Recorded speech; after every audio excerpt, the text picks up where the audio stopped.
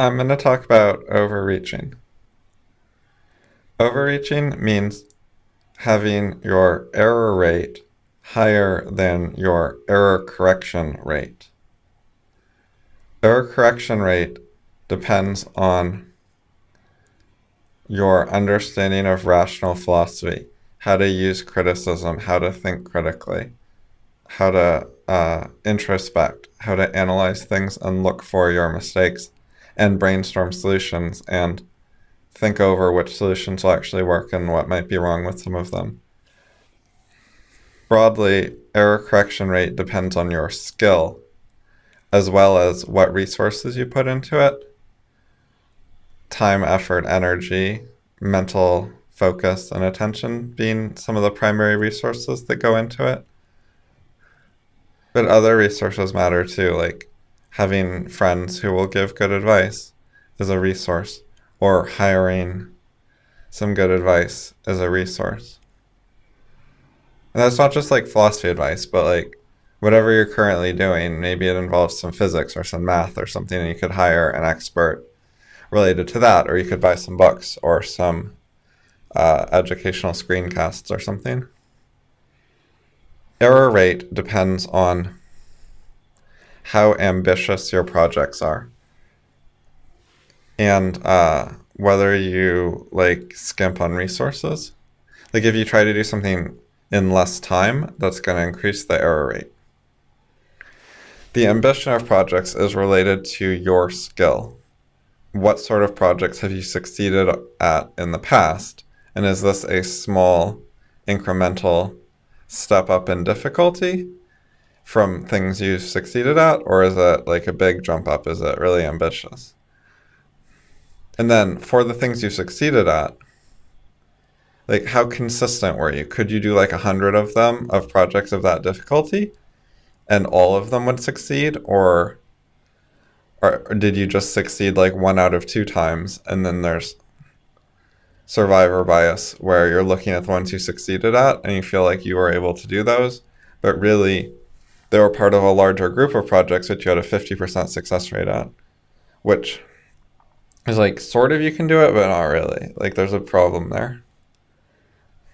So overreaching is everywhere. People try to do things that are hard for them and then they make lots of mistakes and then the mistakes are hard and they get overwhelmed. And if they would do easier things, their basic concern is like they want to do the hard things. They don't want to just stick to basic stuff. But they're actually getting less done by trying to do the hard things. If they would just do stuff that's more within their capabilities and succeed, if you're succeeding like 99% of the time, you're going to actually be much more effective and get more done and build up to advanced stuff better than if you're succeeding 50% of the time. And people actually lower their standards of what success is to be way too low because they're having so little success. Because, school didn't educate them very well, and now they're trying to do all kinds of stuff in life, and they don't really know how. And they're kind of lost and confused. So this relates to something else I've talked about a lot, which is do things that are cheap and easy and power up first. And if you want to do something hard, power up, like educate yourself, get skillful enough to the point where it doesn't cost a lot of resources. And then do it when it doesn't cost a lot of resources. So you can broadly divide your use of resources into stuff that's meant to increase your available resources, like time and skill, and stuff that's actually using up resources. So investment in the future so you have more resources, and consumption of resources, using them up. People are a bit confused about this because we're dealing with a lot of renewable resources, like time, which also, if you don't use it, then it just goes away. Like you only have so many hours today.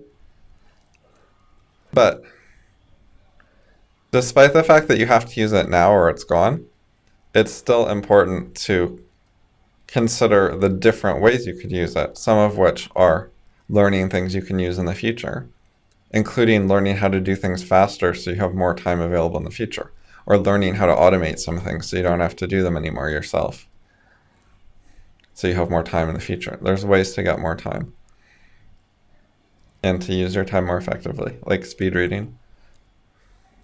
So it's important to compare, like, if you're using your time on watching a TV show and you're not giving it much thought, and you're not learning much, and you're not practicing something, and there's no real purpose to it, it's just entertainment, and you're not resting between important activities either. It's just, oh, TV sounds fun, so you do that.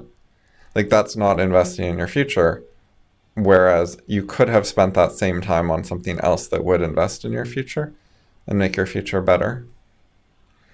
So, the overall pattern that happens with people's lives is when you start overreaching and you have a bunch of problems and like your things are going wrong, then you spend more resources trying to deal with those problems rather than investing in your future. It's like crunch mode. So you start making more short-term decisions instead of long-term decisions. Like, the more a disaster the short term is, the more you're going to make choices that try to make the short term better. So people get into a very vicious cycle where they try to do things that are too hard for them, and it doesn't go very well. And then they have all these problems in their lives, like they're dissatisfied with their marriage, with the way they interact with their children, with their career, with their social life, and so on. And then they try to do things to make that better, make it less painful. But then they're focusing on the short term, and it doesn't solve the long-term problem of getting better at life and actually getting more advanced and being able to do more advanced things successfully.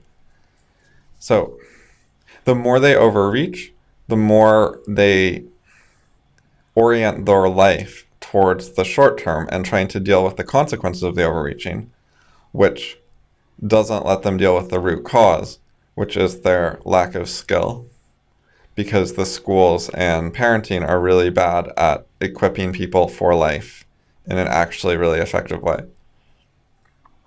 The problem builds on itself. Everyone's like too busy to learn because they're dealing with the consequences of not having learned enough. And so you can get trapped and like stuck that way for your whole life and never get out of that kind of bad situation. And the solution is to be less ambitious in the short term and get some easier stuff going successfully and free up some resources. Instead of filling your life up with all these projects that weren't thought out well enough, that are hard for you, that often result in failures and errors and things you don't know how to do better, it's important to try to have like spare time in your life that's available for learning. Or also, as problems come up, like, you should have spare resources because problems are inevitable. There are always going to be some problems. So things get overwhelming when your problems and their difficulty and the resources needed to cope with them exceeds the rainy day fund of resources you have set aside.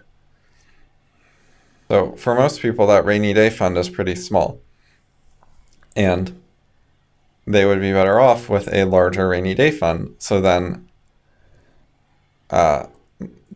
they would have less danger of being overwhelmed.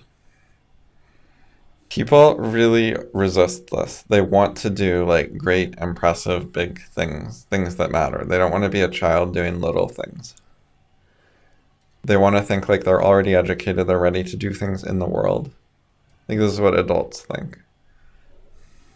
But if they would invest in getting the basics right, they would have a prayer of being highly effective later in the future, whereas that's never going to happen the way they're going now.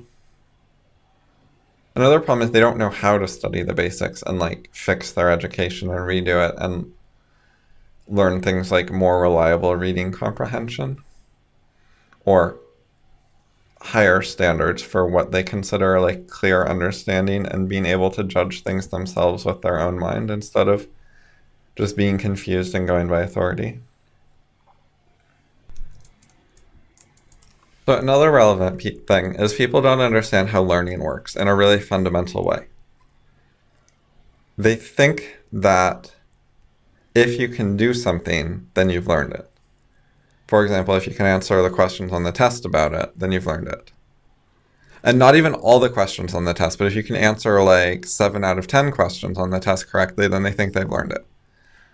But if you're getting it wrong 30% of the time, like, why are you getting it wrong? That sounds like you don't understand something major about it. So their standards are way too low. They also tend to learn things for tests in like a short-term way where they're actually going to forget it because they don't understand the concepts well enough. Like, they don't really know what's going on. They're just memorizing a few things to try to muddle through. So that's not proper learning. And 70% or 80% or whatever is not proper learning. Like, if you understand what you're doing, you should have like a high success rate, like, 99% would be more of a reasonable success rate. Like, 1% random errors does not indicate that you're confused, but 10, 20% random errors, that shows you're confused. There's something you don't get about it. Or something you haven't figured out, like the process of how to do it without like getting bored and tuning out, or without getting careless, and something about the whole process of doing it correctly is not working for you, and you need to fix something, even if it's not specifically like learning the idea itself, like learning how to use the idea, like do a math problem is not just about, like, doing an addition problem isn't just about knowing how addition works. It's also about like having a process of doing math calculations where you don't screw them up. And like you stay focused or whatever else you need to do to get it right. Or like knowing how to organize it. Like for multi-part math problems, it's not just understanding like each step individually and how the math works. It's also knowing how to organize your work and like write it down and go step by step and put all the steps together to get the answer right. But a lot of it is also just people have some confusions that, show up some reasonably small portion of the time. And then if you start dealing with multiple problems and multi-part problems, you just get some wrong because you don't actually know all of it. You know some of it, which lets you do some problems correctly, but not all of them. Anyway, so that's not what I want to talk about. That's just like the basics of people's standards for learning things are too low. But there's another thing that's really important is if you can do something slowly and correctly and you understand it, you're not done yet. Learning to do something with high resource cost is just the first step. The second step is learning to do something with low resource cost.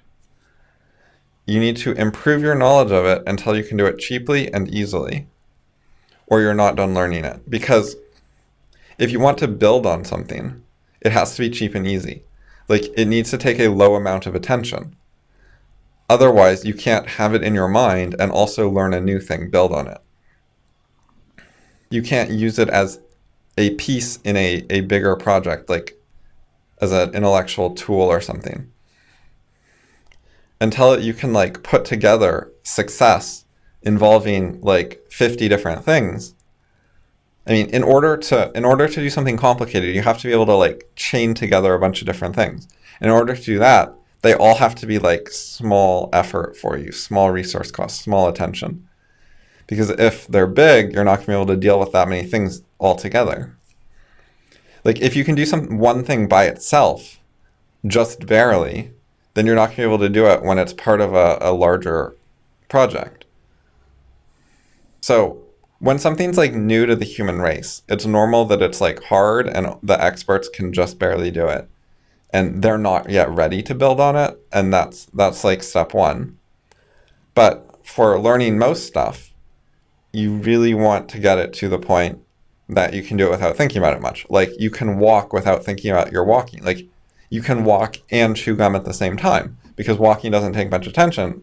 So you can chew gum or, use your phone. You can have a conversation while you walk because walking is sufficiently low resource cost. If you could walk, but you could only walk by paying conscious attention to what you were doing, Like, I'm going to move my right foot now. Now I need to move my left foot. Now I need to move my right foot. Like, if you had to think that the whole time you were walking, like, you would be able to walk, but you'd get lost. You wouldn't be able to also keep track of where you're going. You'd have to like stop to check where you're going. And you wouldn't be able to hold a conversation while you're walking and so on. That would not be, you wouldn't be considered a competent walker. You'd be considered like not done learning walking. Like, if you're age 2 and you can walk, but you can't spare attention for other things at the same time, that's fine. But as an adult, like, that is not a proper like walking skill. You're supposed to be able to do it really easily. And that's how like most things you learn should be, is you need to get them to the point that they take very low conscious attention.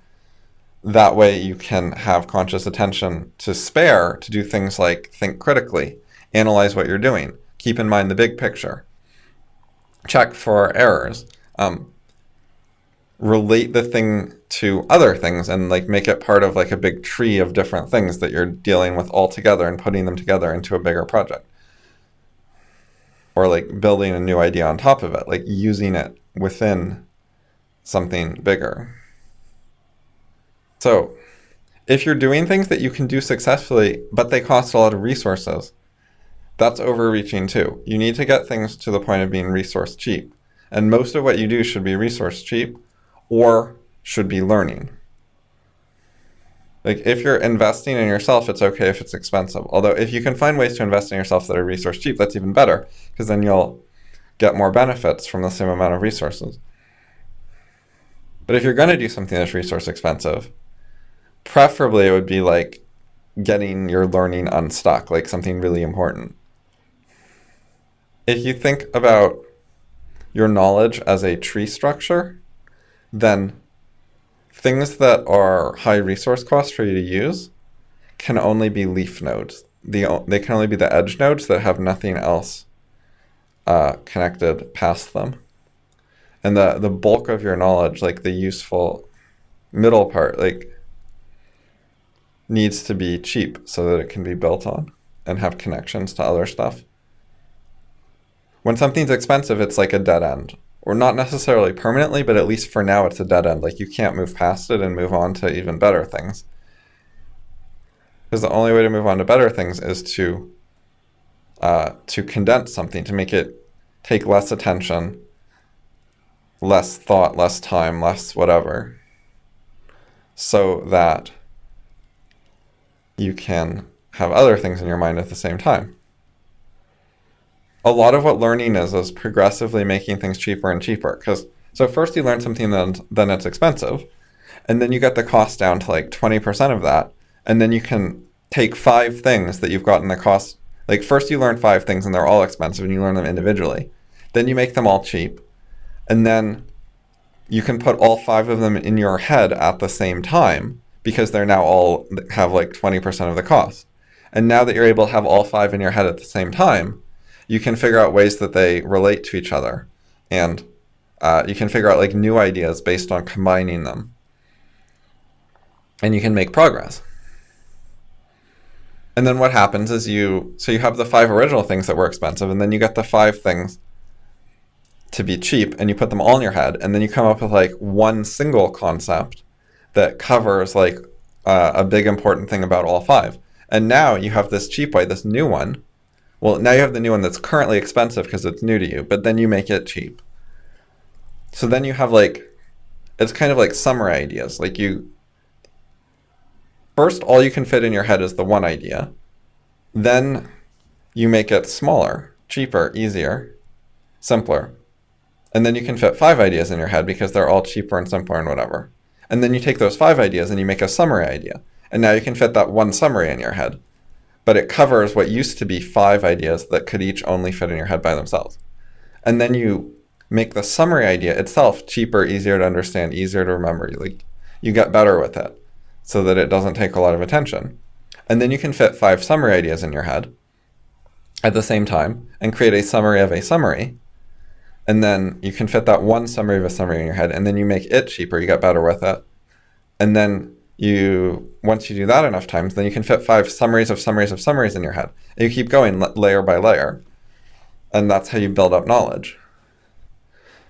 But you can only do this if your error rate is low. Like, this stuff has to actually like work. If you just keep doing things where you're lost and confused, you're not going to be able to build things up. And if you're always running out of resources trying to deal with the catastrophe of the moment, you're not going to be able to invest in your learning and getting things like learned properly to the point where they become cheap, and then they get built into better ideas, and then those become cheap, and so on. That's what like progressive skill and progress is. The results are exponential. It's like compound interest. If you do this correctly and you keep at it over time, even if you start out you're not very good, if you keep making progress, it is highly effective once you keep going with it. You're not necessarily going to get like big results really fast to inspire you, but if you understand like why this is the right attitude to life and way to deal with things, and you persist with it, it is the only way to become a like hyper powerful, hyper skilled, super productive kind of person. It's the only way to be really great. You can never achieve greatness without doing something along these lines. Like, if you go with the normal way where you're muddling through life and sort of trying your best and doing things that you haven't properly built up to, you might be like pretty good at something compared to some other people. Like, you might be above average or whatever, but you can never be like a really great person who's like ultra successful, because like the method you're using for life isn't that great. So you might like still do okay, but if you want something like really awesome, you're not going to get there without a better approach to life, which there's two ways to get that. Either you can learn it, or you can just like hope your intuitions happen to be really, really good and you just sort of like are weird in the right way and get lucky. And if you're not already standing out a huge, huge amount, then you're probably not going to be like more lucky in the future with whatever like, makes sense to you personally. Like, everyone's like a bit different than normal in some ways, and some people's ways of being different than normal are like, really good, and some are really bad, and most are like a little good or a little bad. But like a few people just happen to be like weird in a bunch of ways where the stars align and it's just really effective and good. But like, that's probably not you. And even if that is you, you could do even better if you understood the right way to think about learning and organizing a life and so on. If you liked this, go to rationalessays.com, and then in the red sidebar area, click on my essay, Using Intellectual Processes to Combat Bias.